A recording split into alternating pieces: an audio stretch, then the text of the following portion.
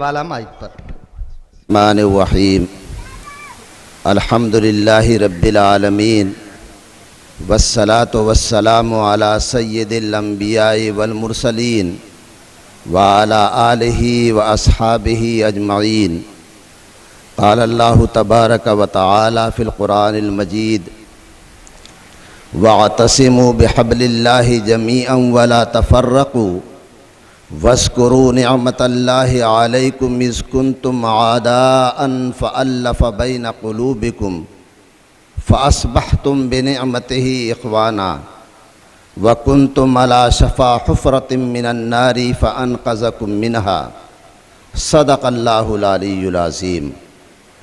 صدر محترم، حضرات علماء کرام، معزز حاضرین، ہم اور آپ آج کے اس عظیم الشان قومی یکجہتی پروگرام میں حاضر ہوئے ہیں تاکہ جمعیت علماء ہند کے صدر محترم قائد ملت کی باتوں کو سنیں اور جو وہ پیغام ملک و ملت کے لیے دے رہے ہیں اس کے لیے ہم معاون اور مددگار بنیں۔ اور اس وقت ملک میں جو نامساعد حالات ہیں، جو ملک ایک بدترین دور سے گزر رہا ہے، اس وقت ملک کی سالمیت اور اس کی حفاظت کے لیے، ملک کی بقا کے لیے، ملک میں بسنے والے اور رہنے والے شہریوں کی امن و امان کے لیے کیا لاہے عمل ہو سکتا ہے، یہ پیغام دینے کے لیے اس علاقے کے مسلمانوں پر خصوصی توجہ فرماتے ہوئے قائد ملت جانشین شیخ الاسلام حضرت مولانا سید ارشد مدنی دامت برکاتہم نے وقت دیا، وہ تشریف لے آئیں اور انشاءاللہ ان قریب آپ کے سامنے وہ آئیں گے اور اپنی بات کو رکھیں گے۔ تھوڑی دیر کے لیے مجھے بھی کہا گیا، حکم دیا گیا کہ اس تعلق سے میں آپ کے سامنے کچھ باتیں عرض کروں۔ بہت زیادہ کچھ کہنے سننے کی پوزیشن میں نہیں ہوں میں، پھر بھی آہستہ آہستہ آپ کے سامنے کچھ باتیں ضرور عرض کروں گا۔ میں نے اس تعلق سے کہ یہ جمعیت علماء کا قومی یکجہتی پروگرام ہو رہا ہے، قرآن کریم کی ایک آیت کریمہ کی تلاوت کی ہے۔ بیشتر مجمع یہاں مسلمانوں کا ہے، کچھ ہمارے برادران وطن بھی ہیں۔ ہمارا یہ ملک ایک مذہبی ملک ہے اور اس ملک کے رہنے والے بسنے والے ہمیشہ اپنے اپنے مذہب سے محبت کرنے والے اور اپنے مذہب پر عمل کرنے والے رہے ہیں۔ یہ ملک ہمارا مغربیت کو نہیں پسند کرتا، عریانیت کو نہیں پسند کرتا، درندگی کو نہیں پسند کرتا۔ اس ملک کے خمیر کے اندر، اس ملک کی مٹی کے اندر یہ چیز داخل ہے کہ ملک کا ہر شہری جو اس ملک میں رہتا ہے وہ اپنے مذہبی قدروں کا احترام کرتا ہے اور اپنے مذہب کو دل و جان سے عزیز رکھتا ہے۔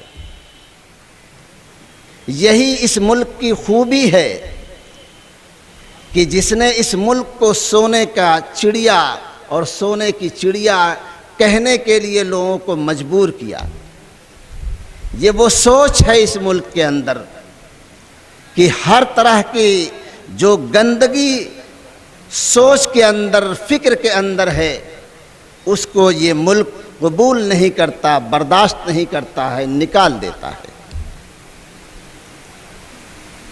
اس ملک پر ایک حال آیا جب انگریزوں کا تسلط ہوا۔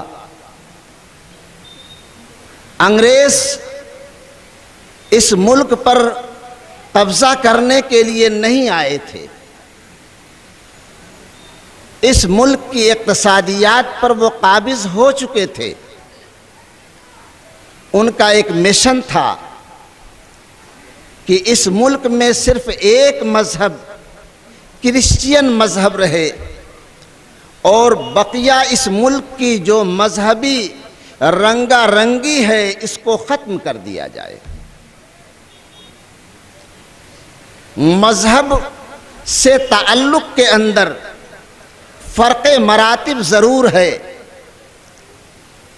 اس کے اندر اس ملک میں مسلمان اپنے مذہب سے جتنا تعلق رکھتا ہے اور اپنے مذہب پر فریفتگی اور اپنے مذہب سے جو جذباتیت اسے ہے وہ کسی دوسرے مذہب کے ماننے والے کے اندر نہیں ہے۔ اس لیے کہ دوسرے مذاہب کے جو لوگ ہیں ان کے ہاں مذہب صرف علامتی رہ گیا ہے، لیکن مسلمانوں کے پاس جو مذہب ہے وہ علامتی نہیں ہے، بلکہ وہ مذہب ان سے مطالبہ کرتا ہے کہ وہ اپنی پوری زندگی کو اسلام کے سانچے میں ڈھال کر کے اللہ اور اس کے رسول صلی اللہ علیہ وسلم کی محبت کو، رضا کو حاصل کریں۔ ان کا مذہب ان سے یہ مطالبہ کرتا ہے کہ یہ جو مختصر سی زندگی اللہ تعالیٰ نے اس دنیا میں گزارنے کے لیے دی ہے، اس مختصر سی زندگی کے بعد ایک ہمیشہ ہمیش رہنے والی زندگی آنے والی ہے۔ اس زندگی کے لیے اس دنیا میں کچھ ایسے کام کر کے جائیں، کچھ ایسے اعمال لے کر کے جائیں جہاں وہ زندگی ان کی سکون کی، امن کی، نعمت کی بنے۔ اس لیے مسلمان ہر چیز کو برداشت کر سکتا ہے، لیکن مسلمان اپنے دین اور مذہب پر کوئی آنچ آ جائے اسے برداشت کرنے کے لیے تیار نہیں ہے۔ وہ مال کی قربانی دے سکتا ہے، وہ جان کی قربانی دے سکتا ہے، وہ اولاد کی قربانی دے سکتا ہے، وہ اقتدار کی قربانی دے سکتا ہے، لیکن وہ اپنے مذہب کی قربانی نہیں دے سکتا۔ یہی وہ جذبہ ہے جو مسلمانوں کے اندر ہے، جس جذبے کو جذباتیت سے تعبیر کیا جاتا ہے۔ یہ جذبہ خیر کی چیز ہے، یہ جذبہ بہتری کی چیز ہے، لیکن اس کو بہکنے نہ دیا جائے۔ مرد وہی ہوتا ہے جس کے اندر مردانگی پائی جائے۔ اگر کسی کے اندر سے حمیت کو مٹا دیا جائے، غیرت کو مٹا دیا جائے، اس کی مردانگیت کو ختم کر دیا جائے تو وہ مرد باقی نہیں رہے گا۔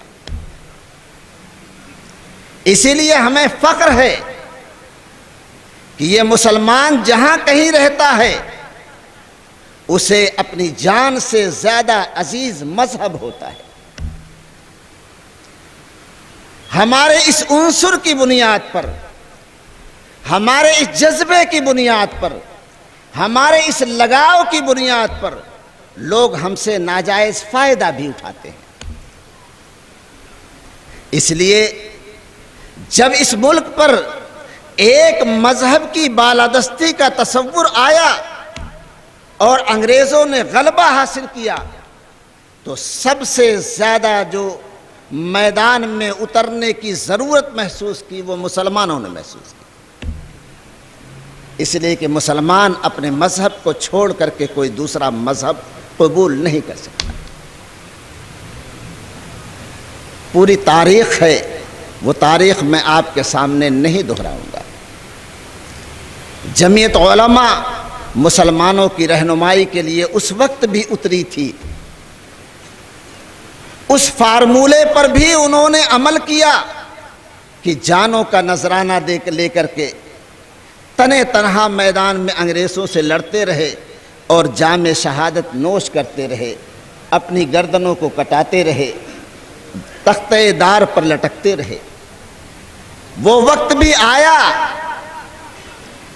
جب یہ بات آشکارا ہوئی کہ ہم تنے تنہا اگر میدان میں رہیں گے تو پوری دنیا ہماری مخالف ہے، ہمیں کامیابی نہیں ملے گی۔ اس لیے شیخ الہند رحمۃ اللہ علیہ نے اس وقت برادران وطن کو ساتھ لینے کی بات کی۔ آج یہ قومی یکجہتی کا پروگرام جمعیت علماء کی تاریخ سے وابستہ یہ عناوین ہیں جو ایک تحریک کا درجہ رکھتے ہیں۔ یہ کوئی جلسہ نہیں ہے کہ جس عنوان سے آ کر کے ہم کوئی بھی بات کر دیں وہ جلسے کے اندر سما جائے گا۔ جمعیت علماء کا ایک پیغام ہے مسلمانوں کے اندر، ہندوؤں کے اندر، مذہبی برادریوں کے اندر انگریزوں نے تفریق پیدا کرنے کے لیے دو قومی نظریے کو وجود میں لا کر کے اس ہندوستان کے اندر ہندوستان کی جو تہذیب ہے کہ ہر مذہب اپنے اپنے مذہب پر عمل کرے، ہر شخص ایک دوسرے مذہب کا احترام کرے، اس کو ختم کرنے کی کوشش کی۔ جو غیر اسلامی نظریہ ہے، جو غیر انسانی نظریہ ہے، جو غیر فطری نظریہ ہے، نہ فطرت اس کا ساتھ دیتی ہے، نہ انسانیت اس کا ساتھ دیتی ہے، اور نہ شریعت اور اسلام اس کا ساتھ دیتا ہے، لیکن اس کے اندر جذباتیت بہت ہے۔ یہ نظریہ دو قومی نظریہ آیا، اس کو دونوں نے قبول کیا۔ ہندوؤں کے اندر ہندو مہاسبھا بنی جس نے دو قومی نظریے کو تسلیم کیا اور یہ کہا کہ یہ ملک جو ہے ہندو راشٹر بنے گا۔ اس کی تھیوری آئی کہ انگریزوں سے جہاد نہ کیا جائے، یہ انگریز ہندوؤں کے دوست ہیں، یہ مسلمانوں کو بھگانے کے لیے اور مسلمانوں کو اقتدار چھین کر کے ہندوؤں کے لیے یہ آئے ہوئے ہیں، اس لیے ان کا ساتھ دیا جائے۔ وہ ان کی جاسوسی کرتے تھے، انہیں یہ پتہ نہیں تھا کہ ایک مذہب کی جب حکومت ہو جائے گی تو ان کے مذہب کا بھی نام و نشان مٹ جائے گا۔ مسلمانوں میں بھی ایک طبقہ اٹھا اور اس نے مسلم لیگ کے نام سے دو قومی نظریے کو اس ملک کے اندر فروغ دیا اور جنون پیدا کیا کہ مسلمان اگر بحیثیت مسلمان کہیں رہ سکتا ہے تو وہ ملک، وہ جگہ ہندوؤں سے پاک ہونی چاہیے۔ ہندوؤں کے ساتھ مسلمان بن کر کے نہیں رہ سکتا ہے۔ اس کے بعد پھر ہندوستان کے اندر پاکستان کا مطالبہ یہ بڑھنے لگا۔ جمعیت علماء کے اکابر، دارالعلوم دیوبند کے اکابر اس وقت مسلمانوں کے درمیان رہنمائی کے لیے آئے کہ اس نظریے میں آپ نہ بہکیے، اسلام ساری دنیا کے لیے آیا ہے، اس کے دروازے کو بند نہ کیجیے۔ اگر آپ کسی کے پاس جائیں گے نہیں، اپنے اخلاق کو کسی کے سامنے رکھیں گے نہیں، اپنا پڑوسی کسی غیر کو بنائیں گے نہیں، تو اسلام کی تعلیمات کا ظہور کہاں سے ہوگا؟ کیسے کسی کو آپ کے بلند اخلاق کا علم ہوگا؟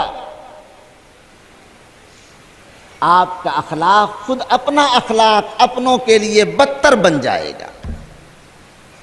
آپ کے نبی پاک صلی اللہ علیہ وسلم نے یہ تعلیم نہیں دی کہ اللہ نے ہر خیر مسلمانوں کے لیے رکھا ہے اور جس نے مذہب اسلام کو قبول نہیں کیا وہ خیر سے محروم کر دیا جائے گا۔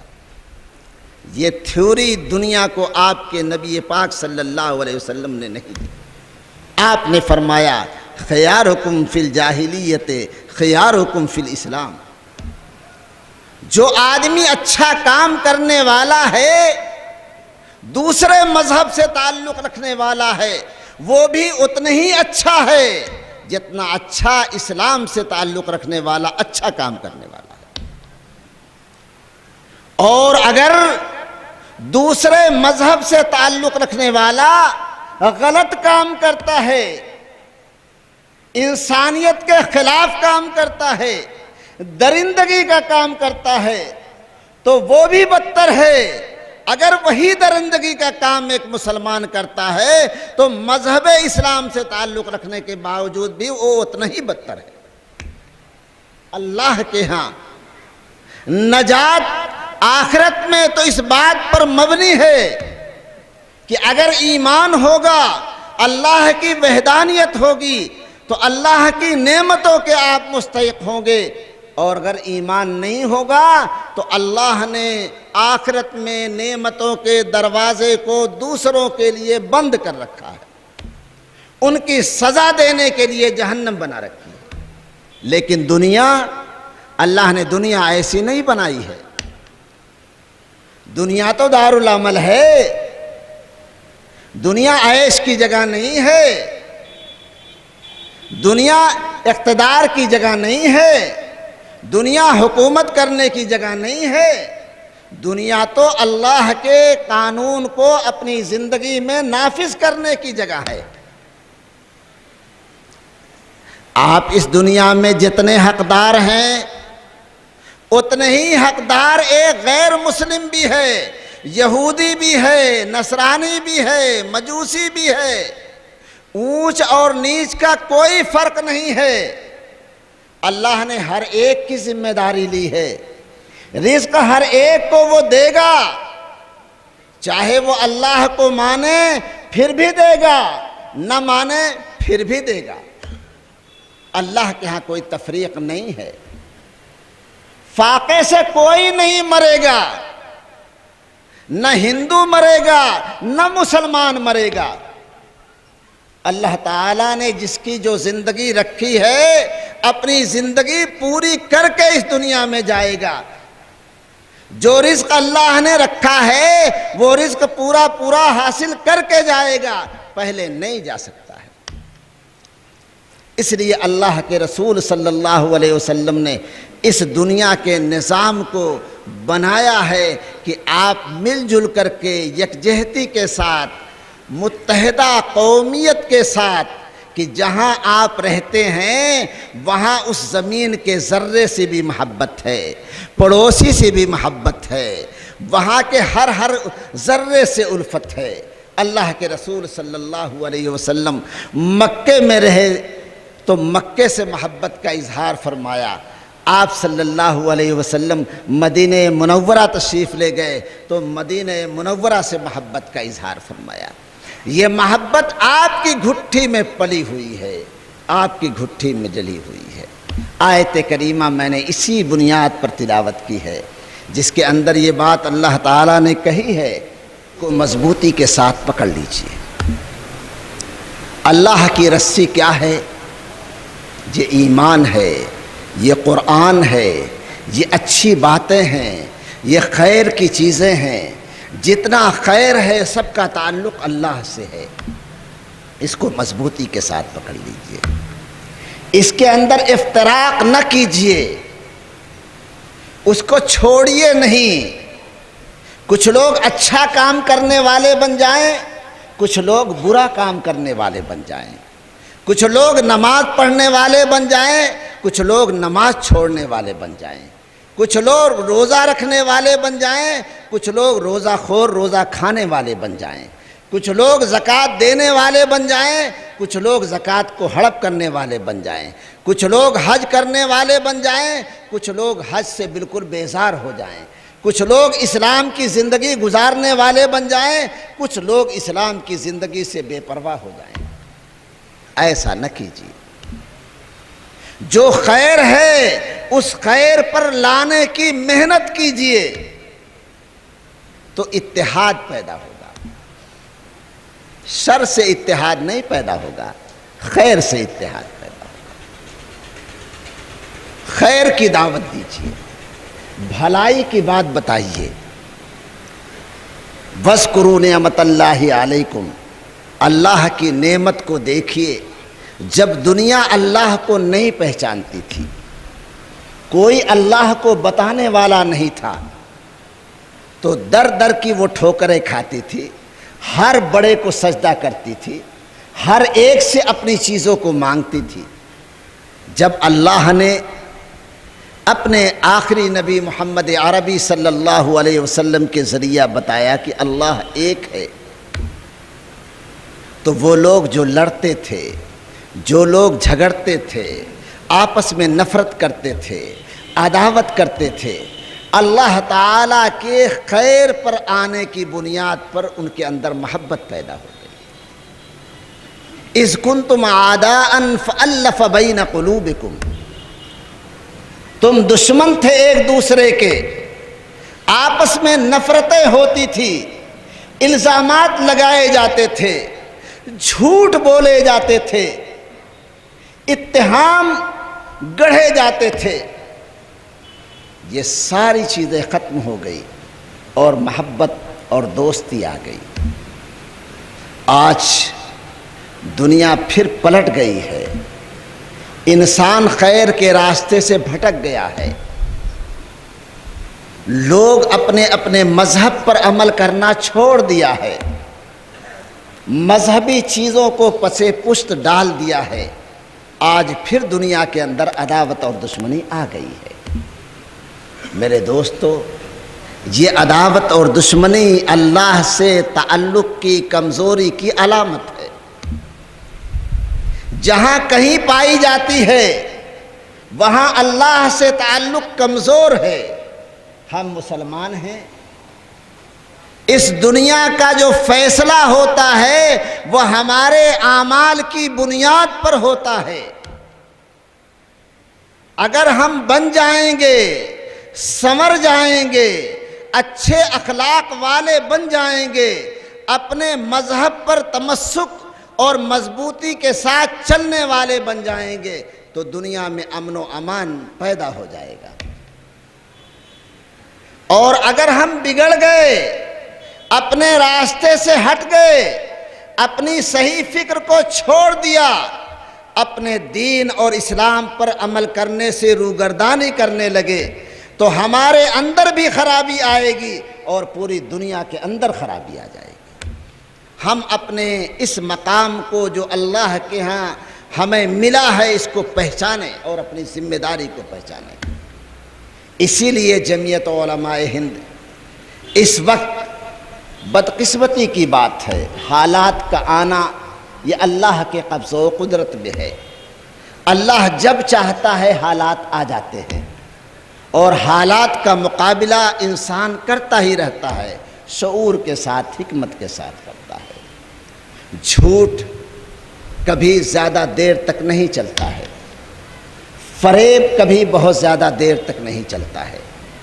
اس ملک پر فرقہ پرست طاقتیں، وہ طاقتیں جو دو قومی نظریہ رکھتی ہیں، وہ طاقتیں جو اس ملک کو ایک مذہب کا ملک بنانا چاہتی ہیں، وہ طاقتیں جو اس ملک میں ہندو راشٹر بنانا چاہتی ہیں، وہ طاقتیں ہندوؤں کو بھی گمراہ کر رہی ہیں اور مسلمانوں کو بھی گمراہ کر رہی ہیں.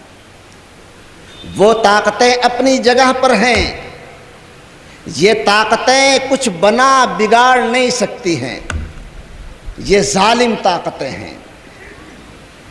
ظلم کبھی بھی پنپتا نہیں ہے، ظلم ہمیشہ مٹ جاتا ہے. نہ ان سے خوف کھانے کی ضرورت ہے اور نہ ان سے مقابلہ کرنے کی ضرورت ہے. مقابلہ تو آپ کو اس برائی سے کرنا ہے جس برائی کے بڑھنے کی وجہ سے یہ طاقتیں براجمان ہو گئی ہیں. وہ برائی ختم ہو جائے گی، سانپ اپنی بل کے اندر دوبارہ چلا جائے گا، بار ہو جائیں گی. اس بیٹے اور باپ کے درمیان جو رشتہ ہے، اس رشتے کو کبھی ختم نہیں کیا جا سکتا ہے، لیکن اس رشتے کو بھی اللہ کے رسول صلی اللہ علیہ وسلم نے آنکھیں اشک بار رہیں لیکن دل سے اللہ کا شکر ادا کرتے رہے کہ اللہ کی نعمت تھی، اللہ کے حوالے کی۔ یہ ہمیں تعلیم دی گئی ہے۔ ہمارے جذبات یقیناً بھڑکیں گے، لیکن ہم قزم غیظ سے کام لیں۔ اگر ہم نے اپنے آپ کو قابو میں کر لیا تو ہمارا دشمن ناکام، اور اگر ہم اپنے آپ کو بے قابو کرنے والے بن گئے تو ہمارا دشمن کامیاب۔ ہم یہ نہ سمجھیں کہ 70 برس کے اندر ہمارے درمیان انہوں نے محنت نہیں کی ہے، جس طرح سے انہوں نے ہندوؤں کے درمیان، غیر مسلمین کے درمیان محنت کی ہے، اسی طرح سے انہوں نے مسلمانوں کے درمیان مسلمانوں کو گمراہ کرنے کی محنت کی ہے۔ اور ہمیں یہ اعتراف کرنا چاہیے کہ ہمارے مسلمانوں کا نوجوان طبقہ خصوصاً ایک طبقہ ہے جو گمراہ ہو گیا ہے، جو جذبات میں بہت آگے بڑھ گیا ہے۔ ہمیں اپنے گھر کی بھی خبر لینی پڑے گی۔ ویب سائٹ دنیا کے اندر چل رہی ہے، وہ گمراہ کر کے جہاں اپنا کام نکالتے ہیں وہیں ہمارے نوجوانوں کو سلاخوں کے پیچھے ڈھکیل دیتے ہیں۔ آپ کسی ویب سائٹ سے لنک کر لیتے ہیں اور اس کا ایک بڑا جال نیٹ ورک بنا ہوا ہے، تو اس لنک کرنے کی بنیاد پر آپ کو پھنسا دیا جاتا ہے۔ آپ کا کوئی قصور نہیں۔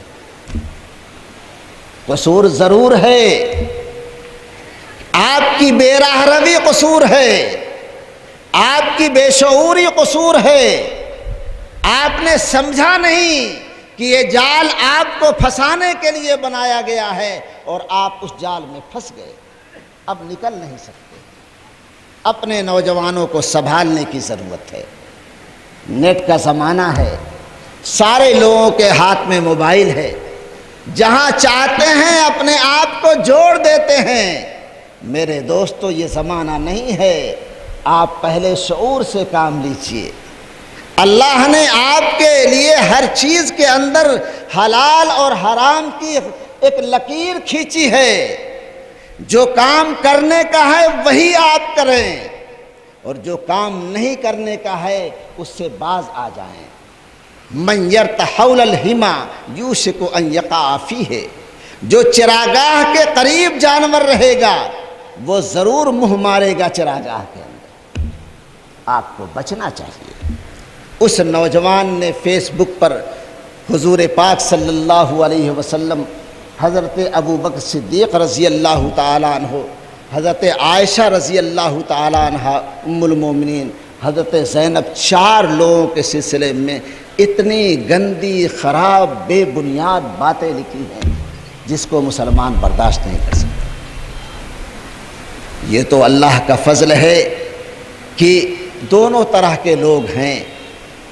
اللہ کے رسول صلی اللہ علیہ وسلم نے فرمایا، طوبیٰ، خوش نصیب وہ لوگ ہیں جو خیر کی امامت کرتے ہیں، اور کچھ دنیا میں ایسے لوگ بھی رہتے ہیں جو کسی نہ کسی درجے میں شر کی امامت کرتے ہیں، فساد کو بھڑکاتے ہیں، جذبات کو ابھارتے ہیں، اپنے مفادات کو حاصل کرتے ہیں۔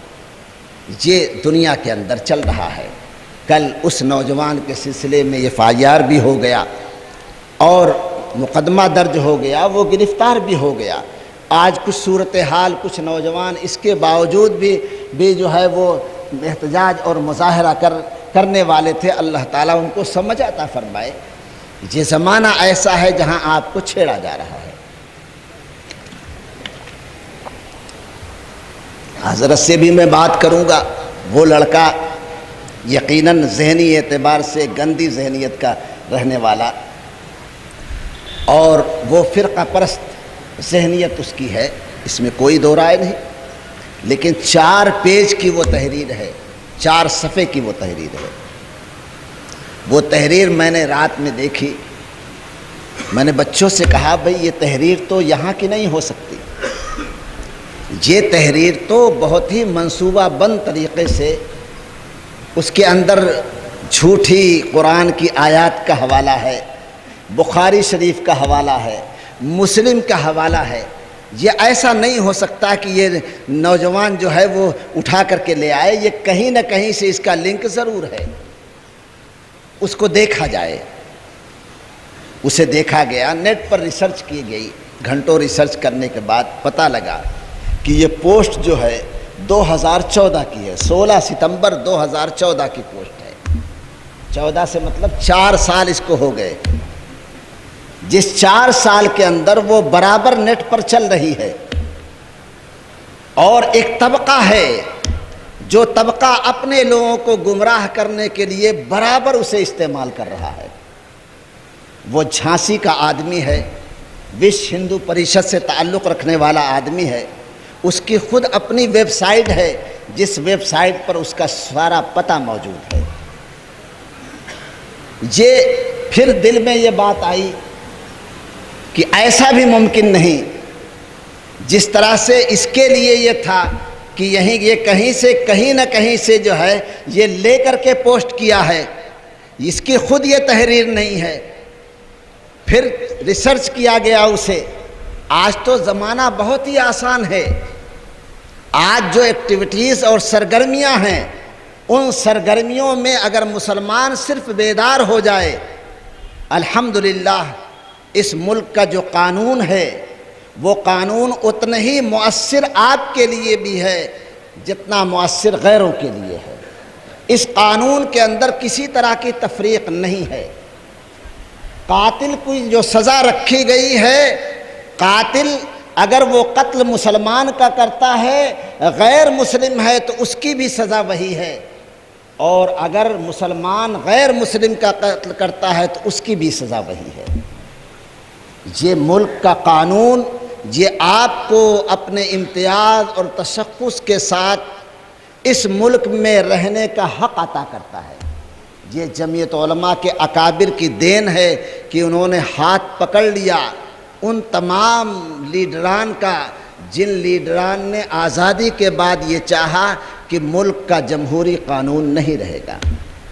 آج یہ ہم بھول گئے ہیں کہ ملک میں ہماری 25 کروڑ کی لگ بھگ تعداد ہے، 15 یا 18 کروڑ مسلمان ہیں۔ آزادی کے بعد یہ مسلمان جو ایک جنون چلا تھا، ویسے ہی جنون تھا جیسا جنون آج بی جے پی، بجرنگ دل، RSS، وشو ہندو پریشد مل کر کے ہندوؤں میں چلا رہی ہے۔ اسی طرح کا جنون اس وقت چلایا تھا مسلم لیگ نے مسلمانوں میں۔ وہ کہتے تھے کہ اگر مسلمان ہو تو تم ہمارے ساتھ آ جاؤ، اگر ہمارے ساتھ نہیں آتے ہو تو تم مسلمان نہیں۔ مسعود خان مرحوم یہیں اعظم گڑھ کے رہنے والے تھے، وہ کہتے تھے کہ ہم لوگ سرائے میر میں جاتے تھے اور پیچھے سے کوئی آتا تھا اور لکھ دیا کرتا تھا یہ الو جا رہا ہے، یہ بدھو جا رہا ہے، اور برداشت کرتے تھے۔ لیکن میرے دوستو، جب یہ ملک آزاد ہوا اور ملک کے اندر لاشوں کا تبادلہ شروع ہوا تو اس وقت جمعیت علماء کی جو ممبر سازی کی رسید ہوتی تھی وہ 4 آنے کی رسید ہوتی تھی۔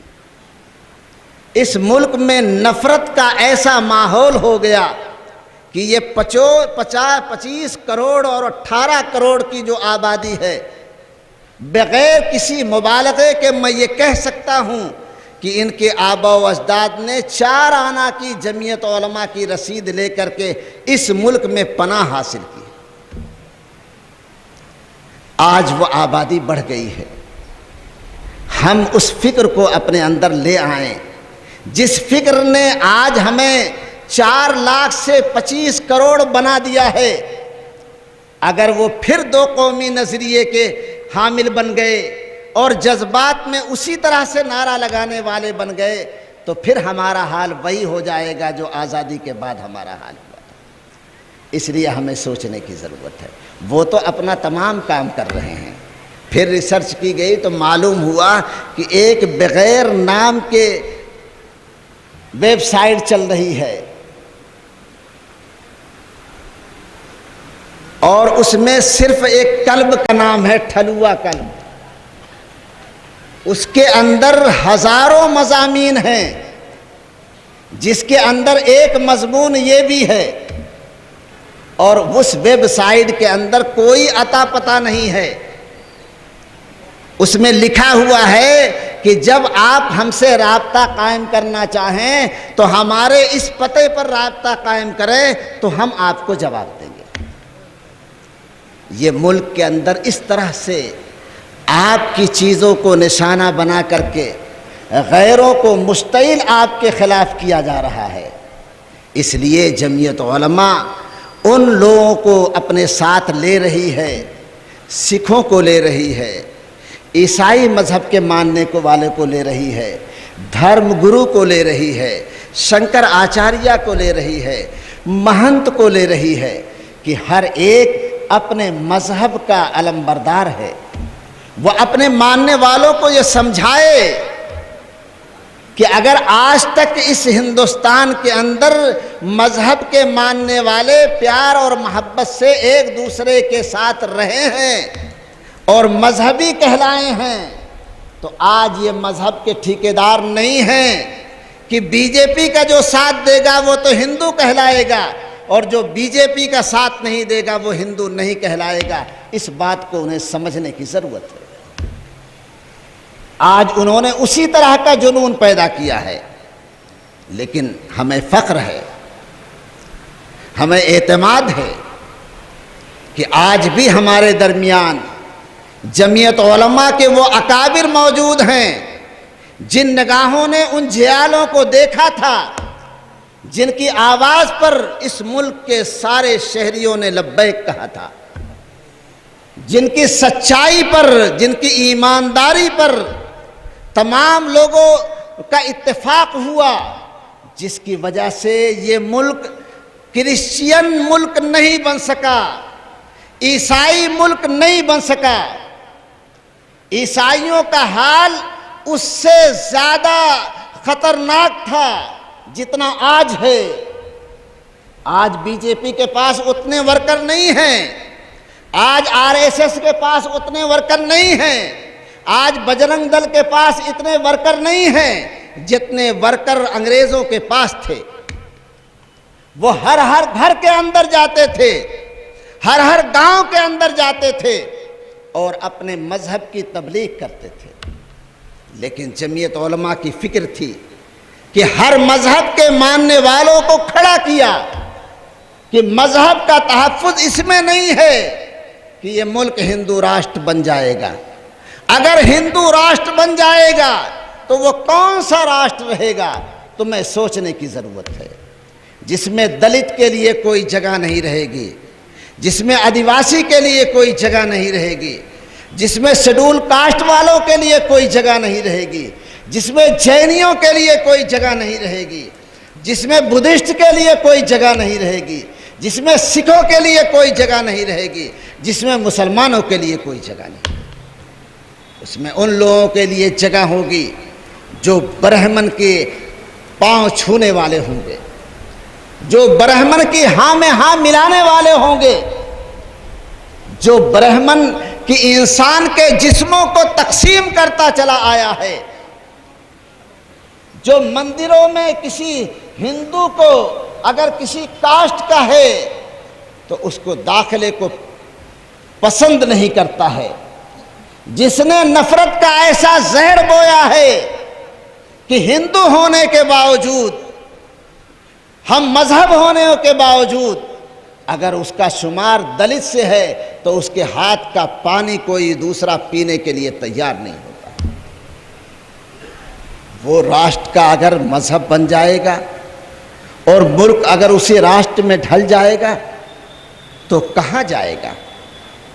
یہ آواز ہر ایک نے محسوس کیا، دانشوروں نے محسوس کیا، سیاسی لوگوں نے محسوس کیا، مختلف سیکولر جماعتوں نے محسوس کیا، دھرم گروؤں نے محسوس کیا، مہنت نے محسوس کیا اور اس آواز پر لبیک کہا کہ مستقبل اسی کے اندر ہے کہ اس ملک کے اندر جمہوریت باقی رہے۔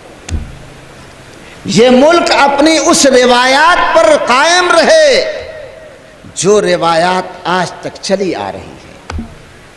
میرے دوستو، ایک یکجہتی ہماری وہ ہے جس کا فائدہ ہمیں ملتا ہے، اس کی بھی ضرورت ہے۔ مسلمانوں کے درمیان یکجہتی آئے، پیار اور محبت آئے، ایک دوسرے کا حق ادا کرنے کا شعور اور سلیقہ آئے تو ہمارے گھر جنت نشاں بن جائیں گے۔ آج ہمارا حال برا ہے، بھائی بھائی سے نفرت کرتا ہے، قبیلہ قبیلے سے نفرت کرتا ہے، گاؤں گاؤں سے نفرت کرتا ہے، عالم عالم سے نفرت کرتا ہے، مدرسہ مدرسے سے نفرت کرتا ہے، مسجد مسجد سے نفرت کرتی ہے۔ آج ہمارا حال یہ ہو گیا ہے۔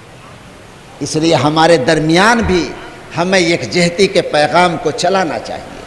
زیادہ ضروری ہے کہ ہم اپنے صفوں میں قومی یکجہتی کو، پیار اور محبت کو، اخلاق اور رواداری کو فروغ دیں، ہماری زندگی سنورے گی۔ جو غیر لوگ ہیں ان کے درمیان بھی آج عداوت اور دشمنی در آئی ہے۔ انسانیت کا تقاضا ہے، اخلاق کا تقاضا ہے، رواداری کا تقاضا ہے، محبت کا تقاضا ہے کہ ہر مذہب اپنے مذہب کے ماننے والوں کے درمیان یکجہتی پیدا کرے۔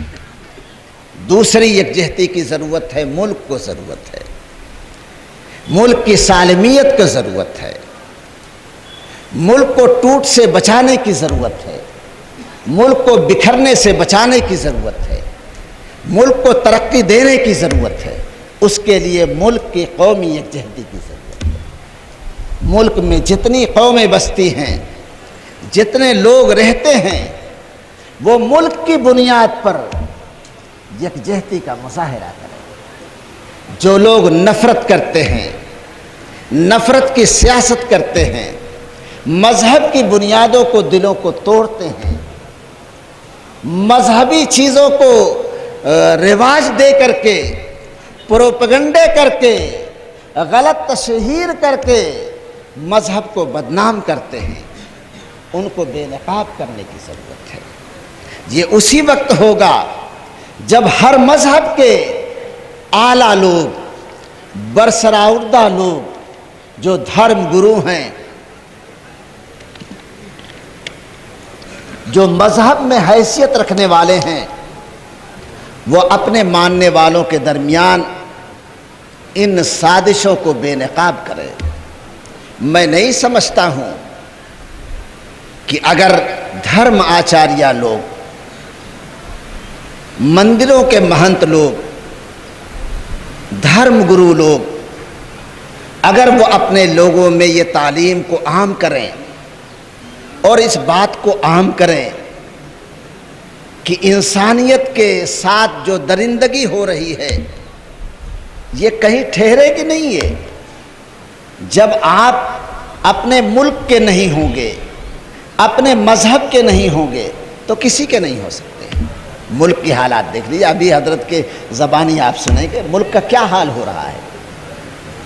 ملک اقتصادی اعتبار سے بالکل کھوکھلا ہو چکا ہے، ملک کی اقتصادیات بیٹھ چکی ہے، ملک کے اندر کوئی خوف و ہراس نہیں، معصوم بچیوں کے ساتھ زنا عام ہو رہا ہے، آئے دن احتجاج ہو رہے ہیں، جہاں کہیں سفر کرنا چھیڑخانی شروع ہو جاتی ہے، ہجومی حملے ہو جاتے ہیں۔ ملک کے اندر صرف نفرت کی باتیں ہو رہی ہیں، گائے کا ایشو ہو رہا ہے، مندر کا ایشو بن رہا ہے، مسجد کا ایشو بن رہا ہے، لو جہاد کا ایشو بن رہا ہے۔ یہ سب کیا چیزیں ہیں؟ یہ سب چیزیں جو ہے ملک کو توڑنے والی ہیں۔ ملک ایک اور تقسیم کی طرف جا رہا ہے اور ملک کو یہ طاقتیں بانٹنا چاہتی ہیں۔ جمعیت علماء یہ چاہتی ہے کہ ملک کو تقسیم سے بچایا جائے۔ اس کے لیے جمعیت علماء یہ پورے ملک کے اندر اپنا پیغام لوگوں کے سامنے رکھ رہی ہے، جس کا اثر تمام لوگوں پر ہو رہا ہے، اچھے اثرات مرتب ہو رہے ہیں۔ آج کے اس پروگرام میں میں آپ حضرات سے خصوصی طور پر یہ عرض کرنا چاہتا ہوں کہ یہ پیار اور محبت ہماری بنیادی چیز ہے، ہمارے ایمان کی علامت ہے جو قرآن نے بتایا ہے۔ اگر ہمارا تعلق اللہ سے مضبوط ہوگا تو ہمارے درمیان عداوت اور نفرت کی جگہ پر الفت اور محبت آئے گی۔ صحابہ کرام رضوان اللہ تعالی علیہم اجمعین کی زندگی کو دیکھیں، ان کی صفات اور خوبیاں قرآن کریم میں آئی ہیں۔ وعباد الرحمن الذین یمشون علی الارض ہونا وَإِذَا خَاطَبَهُمُ الْجَاهِلُونَ قَالُوا سَلَامًا۔ ان کے سامنے بھی لوگ آتے تھے، آپ سے زیادہ آتے تھے، ان کے جذبات بھی آپ سے زیادہ برانگیختہ ہوتے تھے، مذہبی اعتبار سے ان کو آپ سے زیادہ چھیڑا جاتا تھا، لیکن وہ برداشت کرتے تھے۔ وَإِذَا خَاطَبَهُمُ الْجَاهِلُونَ قَالُوا سَلَامًا، وہ گزر جایا کرتے تھے۔ ان کی فطرت ہے، سانپ سے الجھیں گے، کانٹوں میں الجھیں گے، آپ کا دامن تار تار ہوگا۔ ان کو کانٹے سمجھ لیجئے، ان کو سانپ سمجھ لیجئے، یہ پالنے کی چیز نہیں ہے، ان کو ایک کنارے لگا دیجئے۔ آپ کی یہ ذمہ داری ہے۔ اگر آپ کا شعور یہ بیدار ہو جائے تو آج بھی اللہ تعالیٰ نے آپ کو سب کچھ سے نوازا ہے۔ آپ محنت کریں، آپ کو طاقت کی ضرورت نہیں ہے، آپ کو افراد کی ضرورت نہیں ہے۔ اللہ تعالیٰ نے تو ہمیشہ ہر زمانے میں جو خیر القرون کا زمانہ تھا، ابھی آپ کے سامنے تاریخ خیر القرون کی آ رہی تھی، مولوی وسیم صاحب ذکر کر رہے تھے کہ کیسے آہستہ آہستہ لوگ بڑھے ہیں۔ حضور پاک صلی اللہ علیہ وسلم سید الانبیاء ہیں۔ حضرت جبرائیل علیہ السلام اللہ کے پاس سے دنیا میں تشریف لا رہے ہیں۔ صحابہ کرام رضوان اللہ تعالی علیہم اجمعین، ان کی سوچ، ان کی فکر اس قدر مستحکم ہے۔ اولئک الذین امتحن اللہ قلوبہم للتقوی لہم مغفرۃ واجر عظیم۔ اللہ تعالیٰ نے ہر کسوٹی پر ان کو پرکھا، ہر کسوٹی پر پورے اترے، لیکن اگر یہ کثرت مقصود ہوتی تو اللہ تعالی لوگوں کے دلوں میں بات کو ڈالتا اور بہت سارے لوگ آ جاتے، لیکن آہستہ آہستہ لوگ آتے رہے۔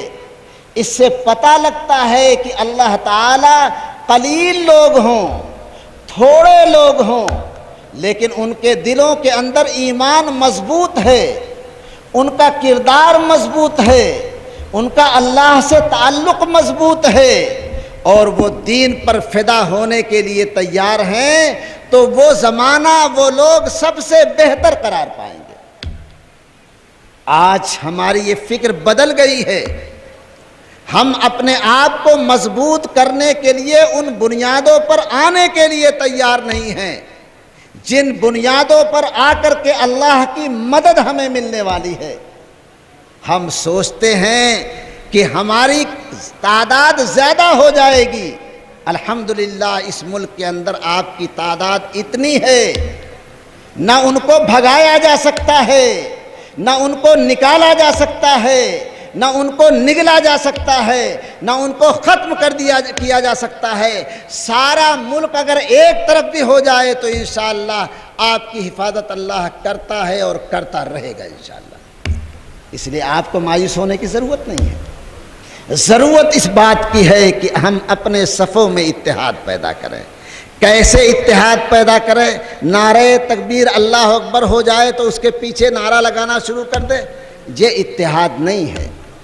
اتحاد یہ ہے کہ اللہ نے جو دین ہمیں دیا ہے اس دین پر تمام مسلمانوں کو 100% عمل کرنے والا بنائیں۔ ہم نماز پڑھ رہے ہیں تو پورے گھر کو نمازی بنائیں، یہ پورا گھر متحد ہو جائے گا۔ رمضان مبارک کا مہینہ آ رہا ہے، ہم روزہ رکھتے ہیں تو پورے گھر کو، پورے قبیلے کو، پورے گاؤں کو کوشش کر کے روزہ رکھنا والا بن جائیں۔ جب ہماری فکر ایک ہوگی، ہمارا شعور ایک ہوگا، ہماری منزل ایک ہوگی، ہم سب اللہ کی رضا اور خوشنودی کے لیے کام کرنے والے بن جائیں گے، تو ہماری صفوں میں انتشار نہیں ہو سکتا ہے، ہمارے بھائی کو بھائی سے لڑایا نہیں جا سکتا ہے، ایک بھائی کو دوسرے بھائی کے قتل پر آمادہ نہیں کیا جا سکتا ہے۔ یہ ہماری کمزوری ہے، ہمیں اصل مرض کی طرف توجہ دینے کی ضرورت ہے۔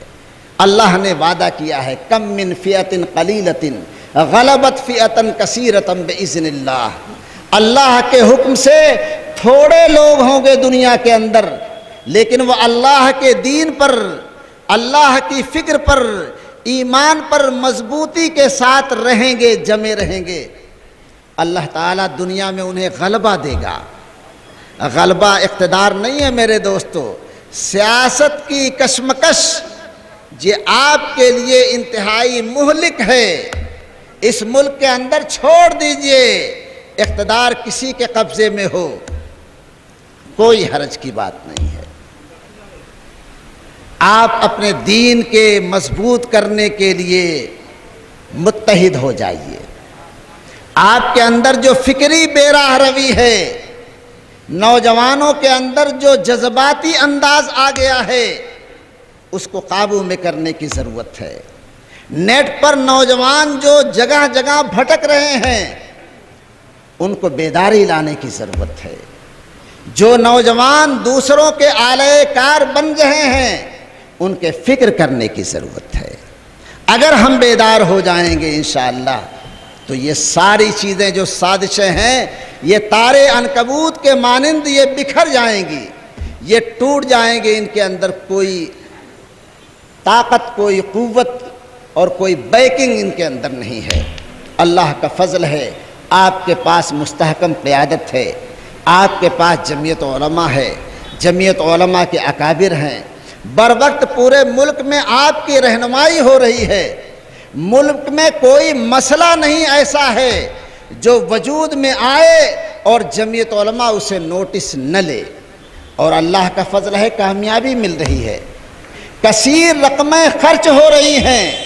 لیکن ہمیں اس پر سوچنا چاہیے کہ اگر ہم نوجوانوں کو سنبھالنے کی کوشش نہیں کریں گے تو ہماری ساری انرجی جو ہے مقدمات کے لڑنے میں ختم ہو جائے گی۔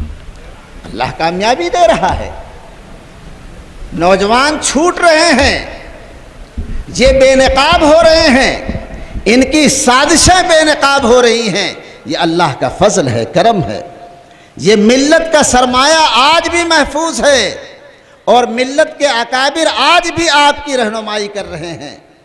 ہمارا اور آپ کا یہ فریضہ ہے کہ اللہ تعالیٰ نے جس طرح سے اس ملک کو پہلے مذہبی ملک کی ہندو راشٹر یا کرسچین راشٹر بننے نہیں دیا ہے جمعیت علماء کے اکابر کی کوششوں سے، اسی طرح سے آج یہ فرقہ پرست طاقتیں اس ملک کو اگر ہندو راشٹر بنانا چاہتی ہیں اور ملک کو تقسیم کرنا چاہتی ہیں تو جمعیت علماء کے اکابر کبھی اس ملک کو تقسیم ہونے نہیں دیں گے۔ صدر محترم تشریف لے آئے ہیں، ایک مرتبہ صدر محترم کے استقبال میں نعرہ لگائیے۔